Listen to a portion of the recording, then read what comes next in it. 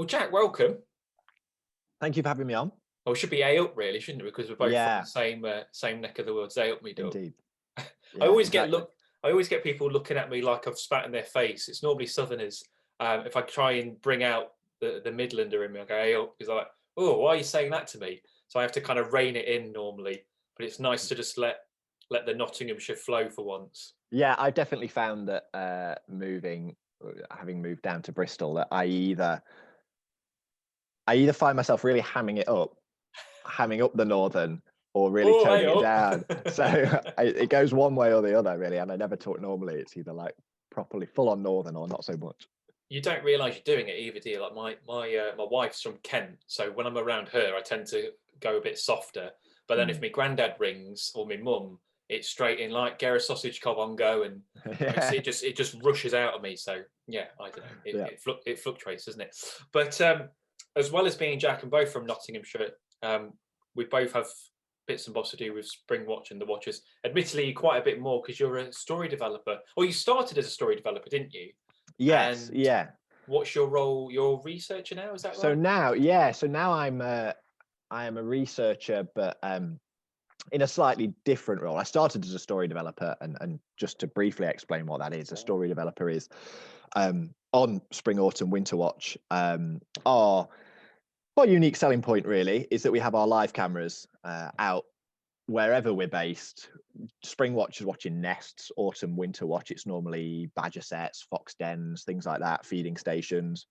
And those cameras don't record 24 hours a day. They have to have people sat there watching them. So you have what we call a story developer, who are people that sit and watch those cameras for basically 12 hours a day, and logging everything that's happening and making sure you don't miss anything. So I started as that, but now I work as a researcher, but a bit of a more of a specialized researcher. I have rather than working on the individual series, which I do, I also have a more kind of long-term view of where the series is going and our next locations we might move to, and also the researchers that the kind of more standard researchers that we have on the show get sucked into working on particular episodes. So they might do 2 episodes a week, they might do 1 episode a week, whereas I'm more across kind of the whole thing, and finding stories and working out what local wildlife stories we can tell, and who might film them, because we've been in touch about stuff before, and all that kind of stuff. So with the story developer you're mentioning, so you said you're not recording all the time. So is it like on a delay or something? Like say all the badger does a backflip, then you've got to hit record, have you? No. So No. well, that's the scary thing, is it's not on a delay. So if you miss it, you miss it. Oh shit! Right. So it's oh yeah. So imagine being a bright-eyed, bushy-tailed story developer walking into a program that I have watched since before it was Spring Watch, since it was Britain Goes Wild with Bill Oddie or whatever, when I was 9. Walking in and then being faced with you walk into this truck, which is how we used to do it, and you can have 27 screens with different cameras, and you're told that you can record, depending on the quality of the truck, it's either 6 or 8 cameras at any Yeah, but one time. you haven't got to watch all 27 yourself. Well, so you have, if you're doing autumn and winter watch, you're working on your own, and you have about maybe 14, 15 cameras to watch by yourself. Right. On Okay. spring, you have a partner because there's so much going on. So Yeah. you work in teams of 2. But you have 27 cameras. They've got, I don't know how many nests might be up there, 10, 15 nests, different angles, cameras in rivers, cameras on badger sets, but you can only record 6 or 8, and you have to choose which ones you want to leave on record. They record for 12 hours and then they start overwriting themselves. But let's say the blue tits are going to fledge, and we have 3 cameras on the blue tit nest. You've got 1 on the top, 1 on the side, and 1 outside the box. So you want all those 3 on record because you want to get the moment those blue tits fledge. That takes up almost half of your recording channels. And then if you've got, I don't know, a grey wagtail nest, and a jay comes in and starts eating them, unless you can dive across that desk and hit record as soon as that jay starts coming into frame, you'll miss it. Yeah. So it's like the pressure is quite a lot. Yeah, I guess it is a lot of pressure, particularly like because story developer is quite, without putting too fine a point on it, low down the food chain. in production. So you've got to you've got to choose all these things, and I'd be I think how it's phrased in the TV industry is it's an entry level job, but it's the guys on the Watchers. It's true to say that the Watchers team is the nicest team in television. Like working here is extraordinary. And what's great about the story developer job is you are right at the heart of the action, and because you're doing such long hours, you get respect from the producers, the presenters. You know, it's people really do value the story developer, because without it, there is no watch. So, and you get to be the first one to see. I remember 2018, my first one, watching mandarin ducks fledge out of a hole in an oak tree, and the whole will they, won't they, when the ducklings jumped out of the tree. And it was, I don't know, it's 6:30 in the morning or something like that. No one else around, just me and my kind of story developer partner. And it was right at the heart of the action. It was great. Yeah, I loved it. And luckily we had that one on record. That's always a bonus, isn't it? Because I was just about to say, does it get boring? But you kind of explained, I guess, there. But there must be long periods of just nothing as well. Oh, yeah. You know. I was always lucky, but because birds are my thing, I suppose, a bit of my specialty, I was always put on the day shifts. So for Spring Watch, there's 2 lots of shifts. You do 4 a.m. till 4 p.m. or you do 4 p.m. till 4 a.m. And the night shift, for lots of people, they love the night shift because it's looking out for badgers and foxes and things. But for me, I've always been more interested in the birds' nests. But autumn and winter, when I've done those before, as a story developer, you can be sat for hours, like in the dead of night, waiting for a pine martin to show up for 10 minutes and then run away. So it can be sometimes a good time to put a podcast on. As long as you're watching the screens. What happens? I don't know. Say you had a vindaloo the night before, and you've got to drop your guts. What's the scenario? Well, so that is in Spring Watch when you're working in teams of 2, that's no problem. But in Autumn Winter Watch, that's just, that's occupational hazard, really. Everyone's aware that you can't hold it in, especially if you've just had a curry. Okay, it's not like you've got a bucket at the side of you or anything. You no. Okay, all right then. The portaloos are closed, but you do have to just leave sometimes. Okay, all right then. I guess it's not, don't dilly dally, crack on with it. Exactly. And I realised I was from some of the stuff you sent over and talking to some of the previous guests, but there seems to be a bit of an RSPB Sherwood alumni on this podcast, because I think you volunteered with Indy Green and Lucy Lapwing as well. You've worked with those guys. Yeah, so I worked at Sherwood for a year. I was employed by the RSPB for a year, and worked with Lucy, who is an incredible person, and Indy as well, who I was his. My claim to fame, or it will be my claim to fame, it probably already is that I discovered Indy Green, because he was a volunteer. He lives very close to Sherwood, and I'd heard about this really keen, I think he was 13 then, volunteer who was stood in the visitor centre welcoming people, but really wanted to be out in the forest and talking about birds and stuff. And when I met him, I was absolutely blown away by him, just like as everybody is. And I kind of managed the volunteers when I was there, so I was really lucky that I got to talk to Indy quite a lot, and we've since become pretty good friends. So that kind of era at Sherwood has a lot to answer for, I think. Yeah, definitely. I think he's on he's on Winter Watch this year, isn't he? I'm sure I saw him pop up on the trailer. Yeah, he's in the first episode actually. We went up back in November or early December, and we filmed a nice piece with him. Yeah. Oh, great. This will be released after, but I'm sure you'll be able to get on iPlayer. So if you want to check that out, definitely have a look. But the thing I really wanted to talk to you about, which I know you've done on other podcasts, so I was very careful not to just retread old things, but was non-natives, because it's a subject I find fascinating.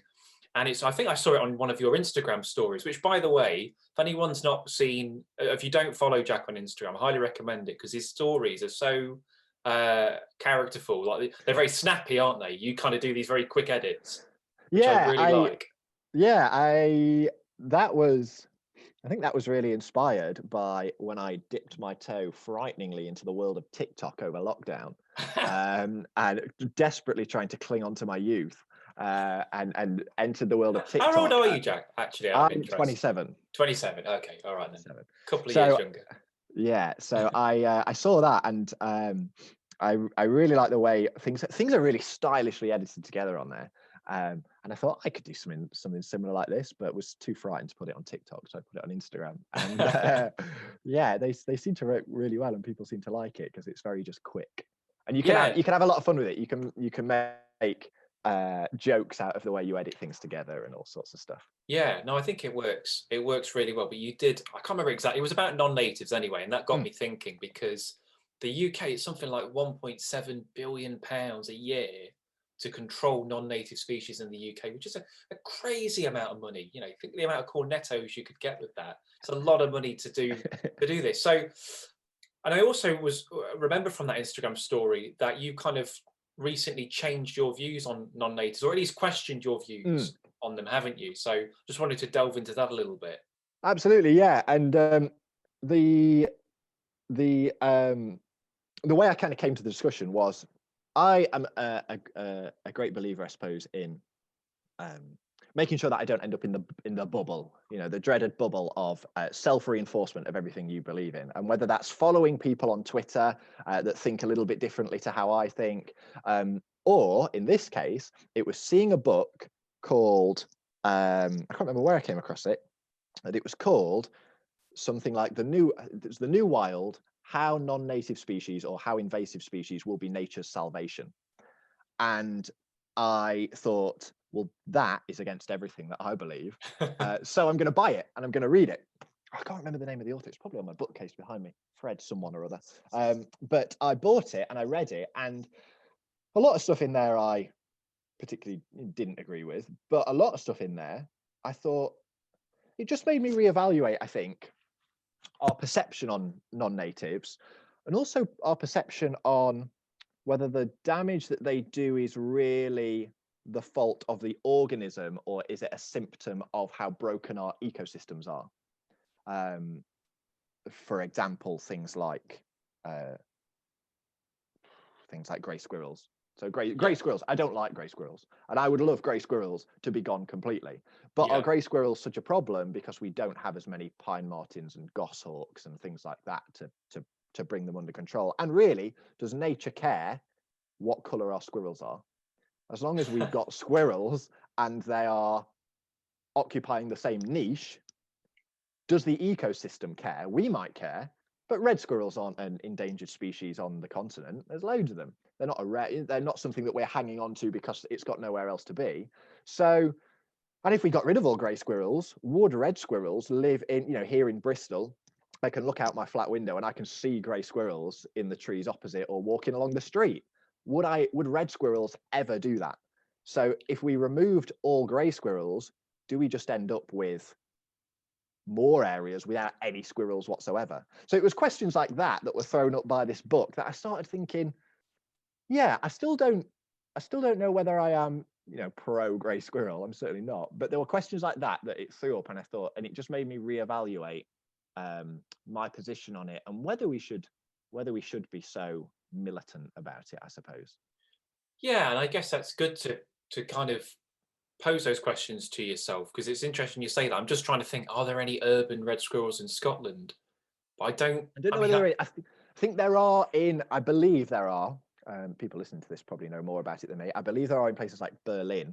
I think they have red okay, squirrels. okay, So potentially, yeah, but that certainly in the question. UK, yeah, it's normally greys, isn't it? Yeah, Predominantly, if you think of a squirrel in an urban area, it's a grey squirrel, isn't it? yeah. Um, so I guess that poses the question then: are there any non-natives that are actually good? Are there any that there are benefits for? Well, I think I think there are certain non-natives that we like, and this is another thing that the book and my since kind of thinking after reading it has wrestled with, is there are certain non-natives that we are very willing to accept wholeheartedly. Things like mandarin ducks. Yeah, We're doing a film about mandarin ducks on Winter Watch, because they're stunning. Things like little owls.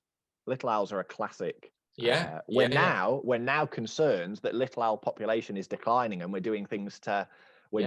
kind of promote them. They're a non-native species. They were introduced in the 1800s or something Which like isn't that. that long ago, really, is No, it? When you not think at about all. it. There's not much in it, I swear, between little owls and grey squirrels in terms of when they were introduced. That All little right. owls, everyone loves little owls. I love little owls. Yeah. They're fantastic. Yeah. Grey squirrels, obviously less so. No. Um, there are some animals that I think can slot into our ecosystem. Things like grey squirrels, obviously, they are a direct competitor to the one that's already here.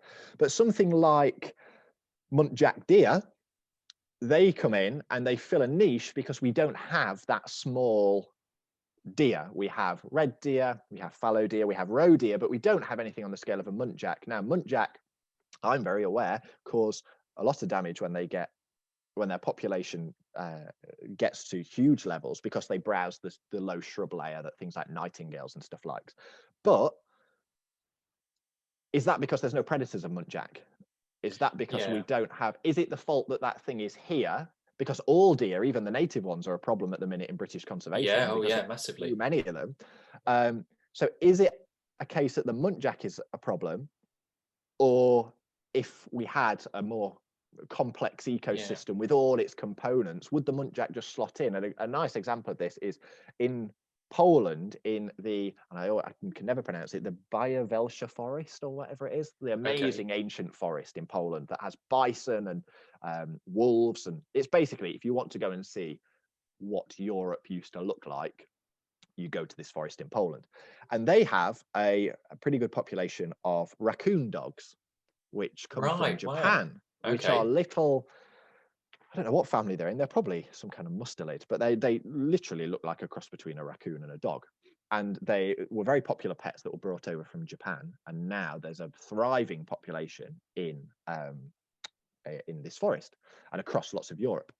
But in the forest, they also have wolves, they have lynx.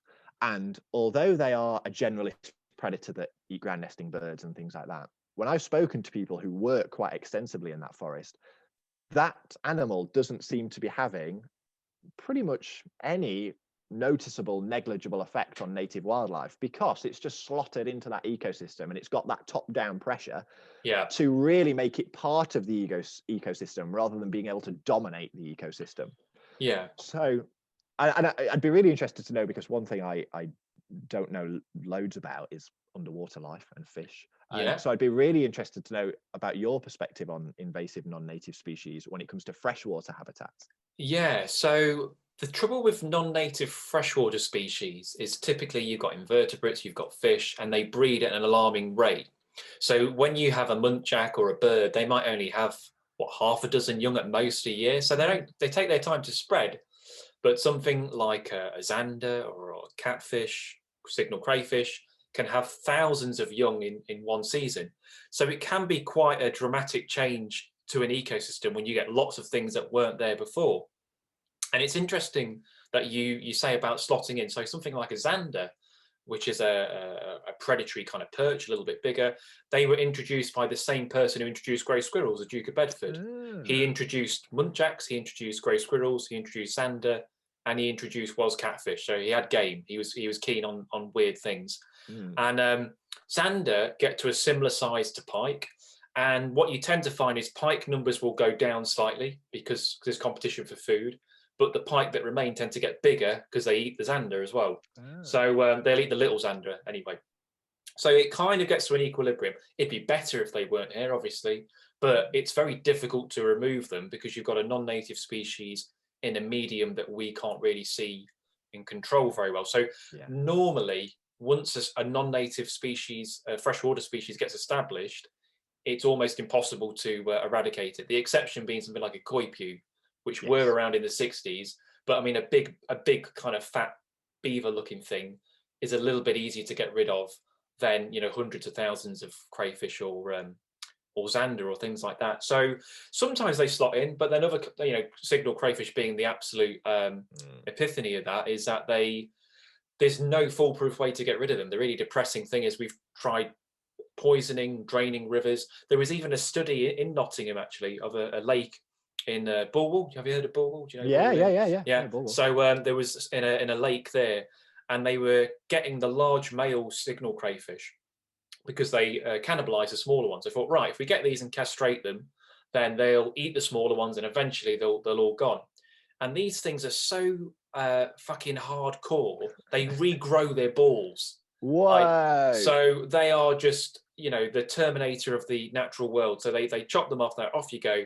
And within, a few months, they'd grown them back and they were like, come at me, bro. So, Wow. that doesn't even stop them. So it's quite, it can be depressing. And what I was going to ask you actually is, when do you accept that it's pointless? At what stage are you like, Jesus, there's so many of these frigging things. Yeah. How the hell are you going to get rid of them? Or the cost of getting rid of them I know must be, like grey squirrels, like to actively get rid of every single grey squirrel in the UK. How the fuck do you do that? I know, and that's because I would, still, having said this about invasive species, I think it's more about looking at it realistically than idealistically. Yeah. Because Yeah. idealistically, I would love to click my fingers and see every non-native species gone. Yeah.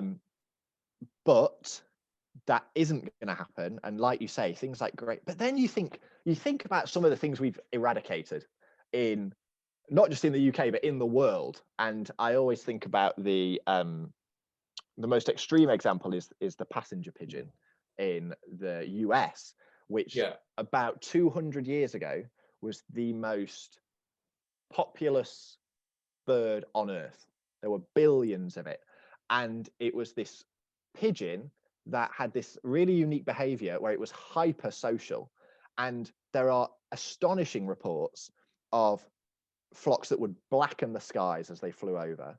That would take, there's one report of somebody who said that a flock took 3 days to fly over. And that when they would land on trees, they could topple the trees. And this is an animal that lived 200, 300 years ago in these ridiculous numbers, what we would call now plague proportions. Right. And what started happening is when Europeans went over to North America and colonized it, we of course started farming, displacing a lot of Native Americans that had mainly been hunting, and started farming. When you start farming, the pigeons start to eat all your food. So we killed them in unimaginable numbers. And the really unique thing about the passenger pigeon is it needed those huge numbers to breed and feel safe enough to breed. Right. Within a couple of hundred years, 1911, 1913, 14, something like that, the last one died in a zoo. And within a couple of hundred years, we took the most populous bird on earth across an entire continent of North America and made it extinct. So is getting rid of grey squirrels Well, yeah. difficult? Yeah. It's a But good way of putting it. Of course, there are lots more, we are... Imagine the opposition to trying to get rid of grey squirrels now, because they are a much loved animal. I mean, Facebook is a great example of that. And I'm on some of the groups, and someone will post a picture of this little grey squirrel, and they're like, oh, look at Nutkins, he's having his peanuts today. And I'm just thinking, I'd smash it with a baseball bat if I had half the chance. But yeah, people do like their greys, and how are you going to get into every person's garden and say, right, well, we're just going to shoot your little mate that's coming on the feeder? There's no way. Exactly. So I don't know. And parakeets as well. Parakeets are a good one. Yeah. And they seem to be, that conversation seems to be growing in terms of more people now start questioning it. And I went in September when lockdown wasn't, when we were allowed to move around a little bit. I was in London and I fed the parakeets in, can't remember which park, but they come down. They come down onto your hand and you're feeding them. Yeah, I've done it. Yeah. Yeah, and I just thought, these are really cool. They are. I was so fickle. All my prejudice against this non-native bird completely went out the window. But then I think another point it raises in that book is what we've done with ecosystems now, particularly urban ecosystems. So things where parakeets slot in, you could say grey squirrels, although you can find them pretty much anywhere, is we have raised what was there to the ground. And we have created a blank canvas. And is anything native to the ecosystem that we've created, which is a city? Or should we just be grateful as we move forward with the situation on the planet, which is only going to get worse? It's fucked. Climate change is going to start, heating up the whole thing. And we're probably going to have to be grateful for what we're left with. And should we demonize the animals that survive that thrive alongside what we've done to the world. Things like parakeets, things like grey squirrels, and that's why it talks about non-native species being nature's salvation in the book, is that it says these animals are going to see us through to actually a future that is more biodiverse than if we try and keep all the specialists in their little boxes, because the world is changing faster than they can. Whereas actually we need to give some love to the animals that can take anything that's thrown at them. So yeah, I mean, it's a good point mentioning climate change, because of course some native species will struggle. I mean, it's something the Watchers have covered, haven't they, the last couple of years, and there will be some non-natives that, you know, do better. I mean, like, come to mind is swallowtails. I think the ones in Norfolk, they'll probably struggle a little bit with if Norfolk's going to dry out a tad.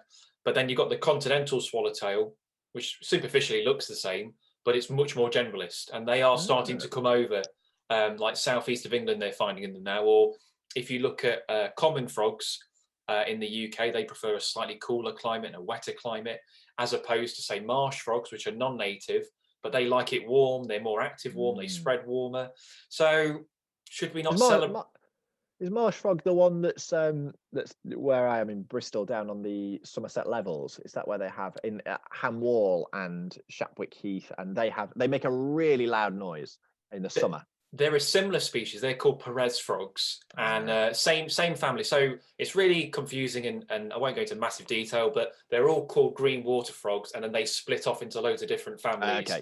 And Perez is one, Marsh, Pool. In fact, actually, do you know Idle Valley Nature Reserve? I do, yeah, very well. There is a shitload of marsh frogs there now. Really? Yeah. So I used to work at Idle Valley in another life a few years ago. I used to teach photography there. And there wasn't any there. That was maybe 8 years ago. And then I saw one of the wardens post a video at it's a scrape. Is it called the Tarn or something? Is it the one close to the? It's not near the visitor centre. It's kind of like the other side of the reserve. There's like a big scrape that's quite good for birding, I think. And one of the reserve wardens was like, "Oh, here we are at the Tarn," or whatever it's called. In the background, all you could hear, it was just littered with marsh frogs, and God knows how they got there. Obviously, someone's chucked them in, but absolutely loads of them. And a kind of point to make with them. Again, it'd be better if they weren't there, but marsh frogs are great food for herons. Bitterns love them. Bitterns go absolutely nuts for them. Great crested newts like eating the tadpoles. So. And that's what the guys I've spoken to down on the Somerset Levels, the RSPB, Natural England, the people who manage the reserves down there, the Wildlife Trust, they're not against those frogs being there, because they're supporting. You know, that was the first place that great white egrets bred in the UK. Black crowned night heron have bred there. Little bittern have bred there. They've got the biggest population of bitterns in the country, highest density. And is it a coincidence that they have all these frogs? And they don't seem to think that, you know, as long as these frogs aren't carrying chytrid or anything when they're released, that they're really having any negative impact on the environment. Well, they're actually quite resistant to chytrid because they bask, and chytrid dies under UV, so it doesn't like being in the UV. And these water frogs like to sit in the sun; they'll sit there, so they're very resistant to chytrid. So there aren't many downsides, really. I sound like I'm advocating the release. I'm not advocating the release of them at all, but they're bloody cool. If you see some of these marsh frogs, are like the size of your hand. They're big buggers, you know, and they're bright green. You know, proper Kermit frogs. So I love them. I think they're great. But obviously, you know, it'd be nice if they weren't here. But warming climate, lots of herons. What, you know, they're going to do. Well. One of the things I wondered if you heard about. Have you come across compassionate conservation? Has that crossed your desk? Oh. I'm not familiar with that term. No, okay then, right. I'm gonna. I don't wear glasses, but if I did wear glasses, I'd be putting them on now, because I'm going to pick up this copy of BBC Wildlife magazine, and this is a new thing that's come across. And compassionate conservation is basically conservationists from India, from North America, are advocating this new form of conservation where nothing gets killed. Basically. Go on. So they're kind of, well, the clue's in the title. They don't want anything to be killed, and they're kind of exploring other options like sterilization or keeping them in zoos, and it is starting to gain weight, whether that's a good thing or a bad thing, you know. But it's a really interesting. What issue was it? So it's worth a little read on both sides of it. It is. the December. Oh, so the one that's just kind of come out, December BBC Wildlife. But there's a big article about it. You're probably able to find some stuff online. But yeah, they're just advocating this. But obviously, the reality is you can't. Well, in my eyes, you can't leave some of these non-natives because some of them do cause big problems. I mean, the classic one, the mice on South Georgia. Yes. Where I think they were eating albatross chicks alive. Yeah, they do. They were saying like, well, okay, well, if you leave those mice, there'd be no albatross left. So there are definitely instances where that's just not viable. You can't definitely, and it is a shame. And I get the viewpoint of people that say, well, it's not the animal's fault.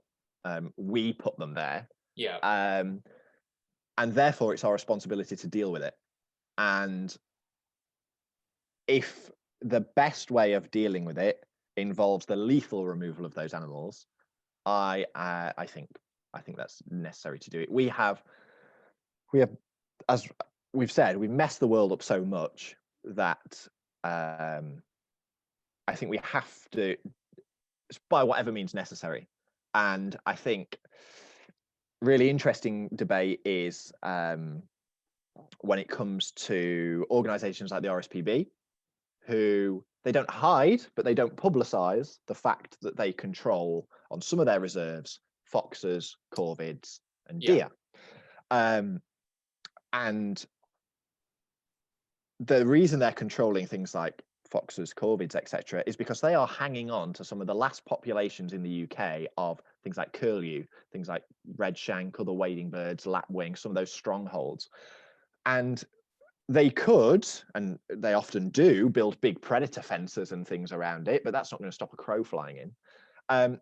And it's necessary, if we want those birds and if we want the diversity, the biodiversity of life in this country and across the world, when we're just constantly simplifying the landscape and making it a perfect habitat for generalist animals, we have to fight back on behalf of those animals that are losing. And unfortunately, that will involve killing some.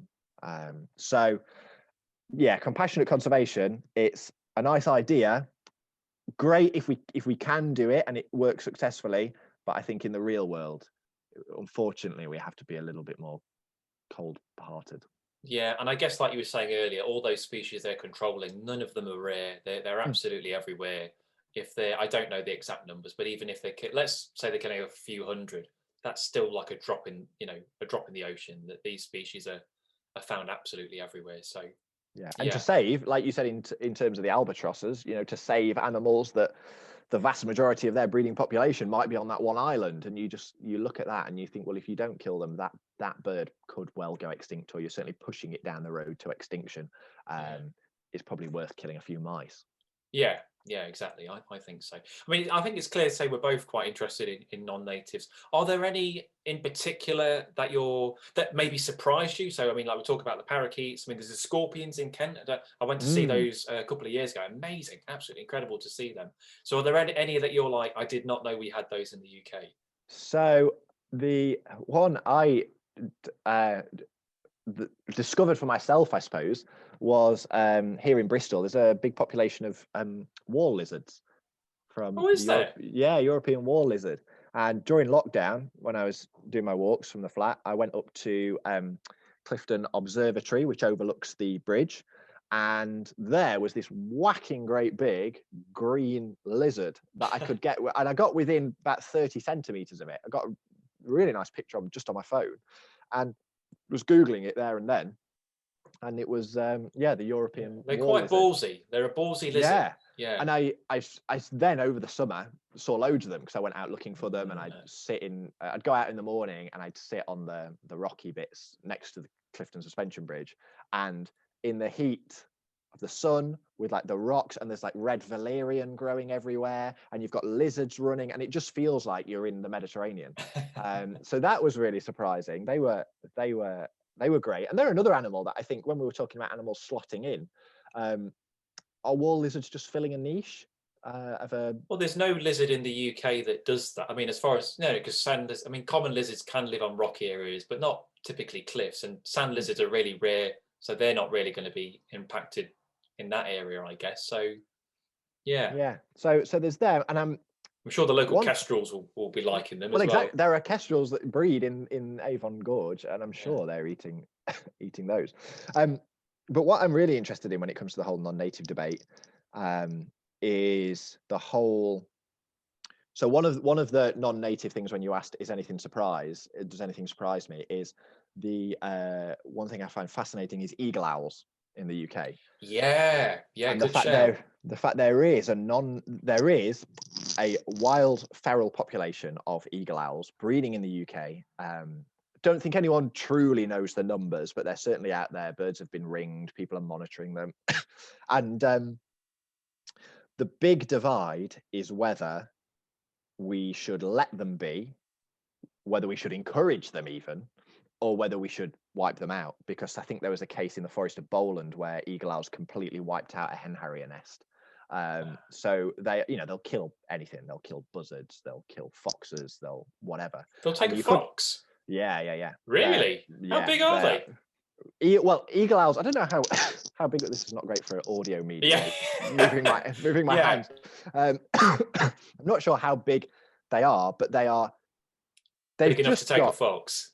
Yeah, they're just built so strong, and of course they Right. hunt at night when other things. Well, I suppose foxes can still see quite well at night, but they'll take things like buzzards off their nests and all sorts of stuff. Do you reckon they take a muntjac, like kill two birds with one stone? Yeah, I'm sure they'd be very partial to a muntjac. There we go. Let's get more eagle owls out. So some people are arguing that as the wolves of the sky, introducing a top predator like this would be good for things like muntjac and things like badgers. I think there's a very honest discussion to be had about badgers in the UK, and if they weren't protected, I'm fairly sure conservation organisations would have them on the same list of foxes and some of their reserves when it comes to controlling their numbers, because badger numbers are massively high. They're a generalist animal, and we've removed. There's no predators. Nothing's controlling them. Exactly. And I love badgers, but when it comes to the hard-nosed conservation of it, is there a question there to be had? So if we had something like eagle owls, could they have this positive effect? I guess as well, because they're both, sorry to interrupt, I guess because they're both nocturnal, badgers would feature, I don't know what percentage, but you would expect badgers to be in its diet, wouldn't you? Because they're both nocturnal animals. Certainly badger cubs. I mean, I've seen photos of a golden eagle nest with badger in it.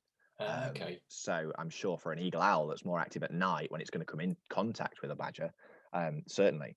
But the argument always goes back to this very human thing that we've decided is when does something become native and when doesn't it? And the blurred lines within that a lot of talk of reintroduction or whatever is now happening. So for eagle owls, there seems to be potentially some old bones. The question is, were they before Britain became an island? Was that, you're talking kind of Ice Age, back when Britain was joined to the rest of Europe? And were eagle owls living here after 7,000-8,000 years ago when Britain became an island? And we'll never know the answer to it, because it sits in this blurred point where we have bones, but we don't know exactly what time they're from. And there's no real references to eagle owls in literature. No strong references like there is for birds that were killed and eaten in banquets and stuff like that. Are they found across the pond nearby? Like, are they in France and Belgium? Okay. Yeah, so that's another thing, is that they breed in quarries in the Netherlands and all that kind of stuff. Now, the birds that we have in the UK are almost certainly all released birds, because eagle owls are very commonly kept in captivity. You can buy an eagle owl for something like 60-80 quid online. Really? And they are it's probably too easy to get hold of an eagle owl and breed them. So falconers, or maybe that's giving a bad name to falconers, people who shouldn't have eagle owls probably, are losing them or releasing them. And that's where our small feral population of eagle owls is coming from. But the question then becomes is, do we leave them on grounds that they are an old native? Like goshawks, falconers were responsible for goshawks, us having goshawks now, because they were made extinct in the 1700s or something like that. Is that right? Yeah. So the majority of goshawks in the UK are all releases, are they? All of them. Probably. Oh, is that? I did not know that. Wow. Goshawks became completely extinct in the UK. Right. And falconers took it upon themselves pretty much to bring goshawks over from, pretty sure it was Finland, Scandinavia, and they trained them for falconry. and then they started releasing them because they wanted wild birds that they could then take falconry birds from. So we have falconers to thank for the fact that goshawks, we have them in the first place. Oh. Because they were made extinct by, you know, all the historical persecution. So do eagle owls fall into that category, or is this a release of a non-native top apex predator that could seriously threaten some of our native, I mentioned killing hen harriers, things like that? And there's probably never going to be a clear answer for eagle owls. So it will sit in that margin that's constantly kicked backwards and forwards. And for me, they're one of the really interesting discussions to have. And now we're all getting excited about things like bison being used in the UK for conservation projects, but they also sit in that weird thing. And you see lots of conversations on Twitter about people saying, well, they were never native here after the Ice Age, and should we be trying to get our country back to what was here in the Ice Age when we're going through, you know, intensive warming? So things like that. That's the non-native debates I find really interesting. Yeah, quite polarizing, really, isn't it? Because you're going to get passions running high on both of them. I mean, when I've looked into it, some of the non-natives surprised me. So I don't know how if you would class this. I would personally class it, but the University of Nottingham, do you know, in Highfields near Beeston, they've got there's a population of geckos that live in the uni.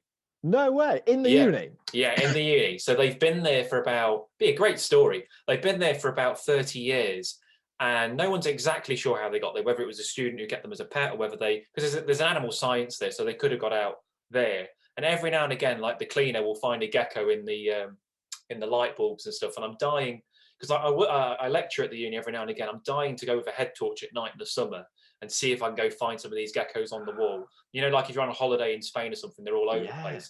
I'd love to go at night. Do you know what species they are? Almost certainly Turkish geckos or Moorish geckos. So they're a European species. So they can't survive in the UK winter. It'd be too cold for them. So they have to stay inside. But there's anecdotal reports of seeing them outside in the summer on the side of buildings. But there's so many insects that gets trapped in there. There's plenty of food. They, you know, live in dry climates, so they don't need a lot of water. And I mean, we did last year they caught a little baby one. So I've seen them. I've seen a baby one there. So I think that's great. I think there's loads of those kind of weird ones. I mean, the stick insects in Cornwall. There's a lot of those. I've seen those before. So I quite like the species that you can't really picture being in the UK. And you're like, or wallabies. I don't know if there's still wild wallabies. There certainly was. I think Derbyshire had some. They were the Peak District. Was that right? Yeah. Are they not there no more? I don't believe so. I certainly don't think there's been any sightings for a while. I think they've gone now. There are wallabies that live pretty much wild on a random loch in Scotland. Oh, right. But it's the Isle of Man as well, or Isle of Wight. Yeah, the Isle of Man does have. In living in the swamps in the Isle of Man, there are wallabies in there too. Yeah. So they're the ones that interest me, the really wacky ones that you're just like, what is that doing here? You know, I think didn't you do something on? I think I remember seeing something on YouTube that you did about non-natives and a red swamp crayfish. I think I watched a video where you went looking for them in London. That's right. Yeah. So I did, and then I realised that how much time goes into making YouTube videos, and I gave up after a bit. But yeah, I did. I went to London because there are seven non-native crayfish in the UK. So you've got signals, which are the celebrities, and everyone knows about them. But then there's loads of other species all around London, coincidentally around food markets. So they've just been released. But these red swamps are from America, and this was Hampstead Heath Pond, littered with the things, absolutely littered, and they're bright red and really weird looking. They've not spread too much beyond that, but you know, mitten crabs as well, freshwater crab that we get in some of the rivers. So yeah, there's loads of creepy, weird stuff if you know where to look. And I was actually reading about this before you even got in touch about this podcast. I was reading about another thing that I think is so out of place is I spoke about raccoon dogs in Poland, but in Berlin again, actually, they have a thriving population of actual raccoons. And they are found all across Germany, France, into Madrid, in Spain. And they just live like raccoons do. They live in people's lofts, and if you go out into if something's rummaging through your bins in Berlin, it could be a fox, but it could also be a raccoon. And there was, when was it? It's like 2016, camera trap photograph. You can find it it's online, in the middle of Scotland, someone was camera trapping and got a raccoon. Oh And wow. I think it was posted. I think the guy posted it on Twitter, because I went back and looked for it. I think the guy posted it on Twitter on April Fool's Day, and it was just coincidence. And everyone underneath is like, yeah, all right, you have to try harder than that. But it was true. And there've been a couple of reports of raccoons in the UK, and the worry there is that, you know, we eventually end up with a feral population. But they always just, you know, they're so American that the thought of having raccoons rummaging through your bins is a bit crazy. Trash pandas is the kind of Yes. slang, isn't it? Yeah. Yeah, there was a woman who lived in West Bridgford. She always used to walk it through the town centre every now and again. Everyone would be walking their dog, and this raccoon would be on. So I think they're relatively easy to get. I don't even think you need a license. No, they're banned now. So for that they exact are reason, they're banned. Okay. You can't breed them, and you can't sell them. So anybody who has them anymore, the same with raccoon dogs, actually, because of the situation developing in Europe. You can, if you have one, you can only keep it. You can't sell it. You can't breed it. Okay, that's the same with red-eared slider terrapins. So, you know, the terrapins that you see in parks and stuff, nearly always red-eared sliders. So they're illegal to sell now. You can't buy them, but if you've got one, you've just got to go wait for it to pop its clogs, basically. But there's a few still about. It's the same for common minor birds as well, which are, if you go to pretty much anywhere in the tropics, they're absolutely everywhere. Non-native in Madagascar, they the ones that Middle do East. the weird nests? Is it those? They kind of nest a bit like they'll nest anywhere. That's the thing. But tree holes. They're a member of the starling family, really. Oh, okay. So they are a starling, and they're now banned, I think, from selling or whatever, fear that. And I saw a picture, a video on Twitter, actually. Somebody just posted it a few months ago, just saying, is this a fieldfare singing? And it was just a video of a tree, and you couldn't see the bird, but you could hear this bird singing. And it was a common myna. And in the UK? In the UK, in the wild. Oh, and okay. I asked the guy and told him to go back and see if he could confirm it and what I thought it was. And he went back the next day and saw it.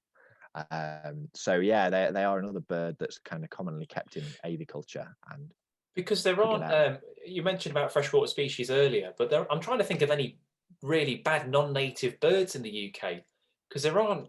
I know there's an ibis that people are worried about, isn't there? Yes, there's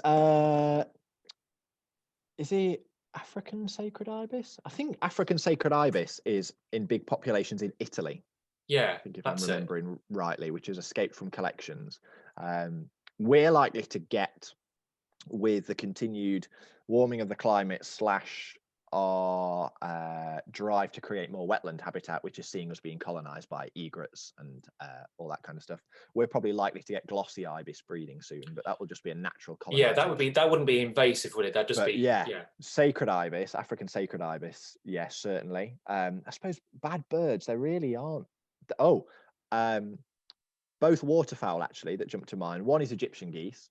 Are they bad? Are they? Well, no, not particularly bad, but just very aggressive birds. Okay. So when you see them, they're often chasing things around. Yeah, they are quite nutty, aren't they? Yeah. So, but they're not necessarily bad. But the one example that comes to mind is the only two birds actually in the UK that we've successfully or almost successfully eradicated.